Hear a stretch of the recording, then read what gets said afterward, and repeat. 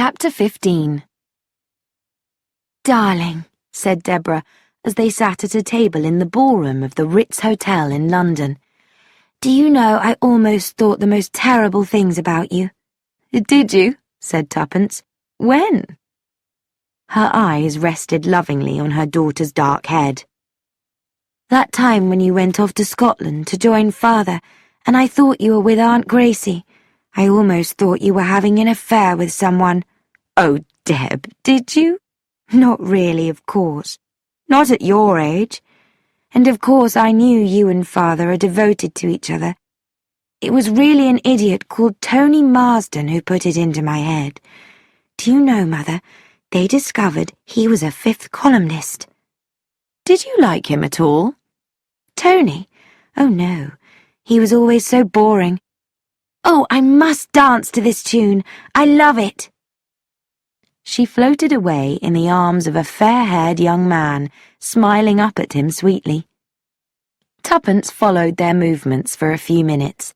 Then her eyes looked over to where a tall young man in Air Force uniform was dancing with a slim, fair-haired girl.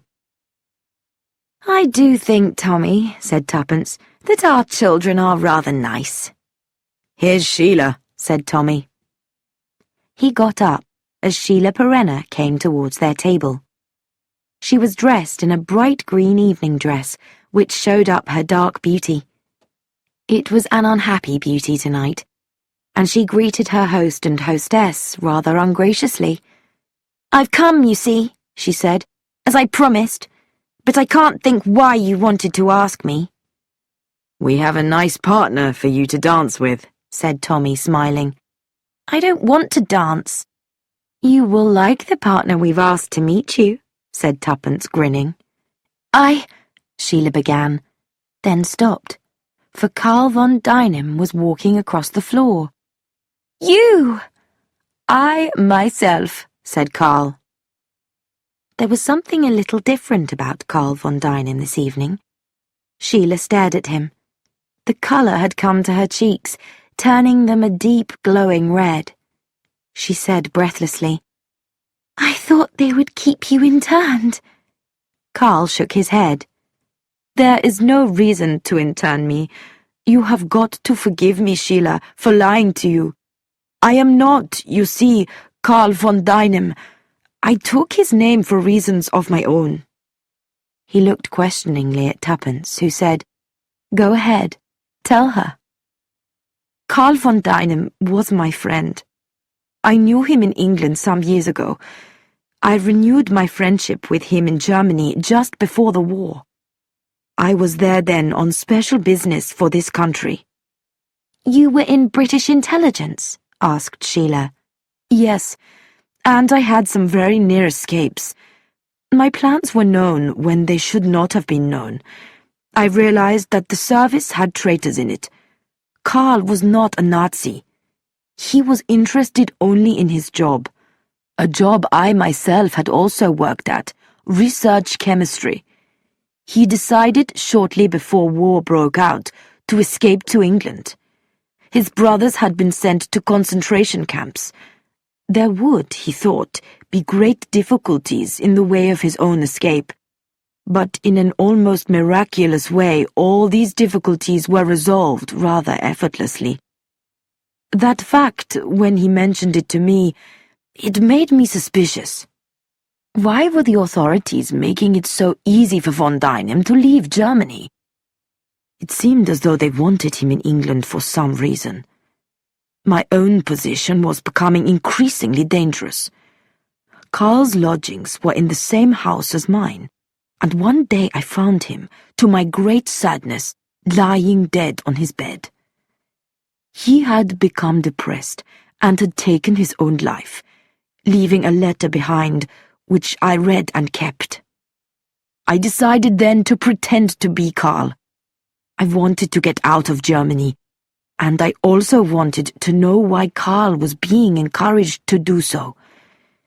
I dressed his body in my clothes and laid it on my bed.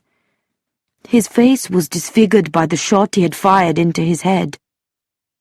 With Carl von Dinem's papers, I travelled to England and went to the address to which he had been recommended to go. The address was Sans Souci. While I was there, I played the part of Karl von Deinem.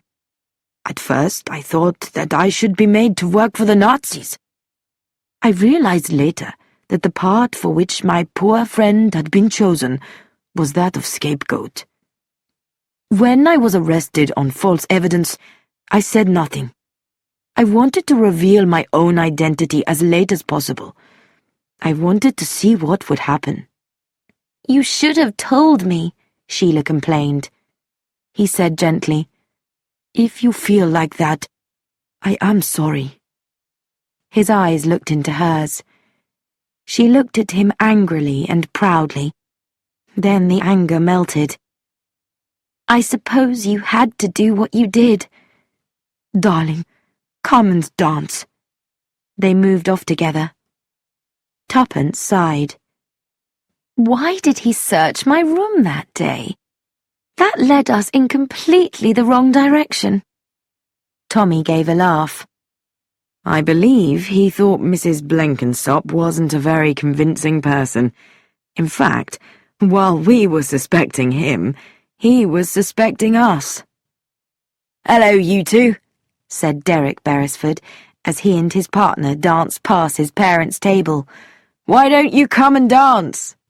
He smiled encouragingly at them. "They are so kind to us, bless them," said Tuppence, praying to herself. "Oh, keep them safe. Don't let anything happen to them." She looked up to meet Tommy's eyes. He said, "About that child, will we—" "Betty?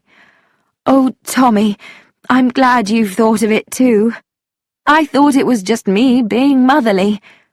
You really mean it?" "That we should adopt her? Why not? She's had a very bad start in life, and it will be fun for us to have someone young growing up with us." "Oh, Tommy!" She stretched out her hand and squeezed his. They looked at each other. "We always do want the same things," said Tuppence happily. Deborah, passing Derek on the floor, murmured to him, "Just look at those two, actually holding hands. They're rather sweet, aren't they? Poor things. They are having such a boring time in this war. I think we really must try to put more fun and excitement into their lives."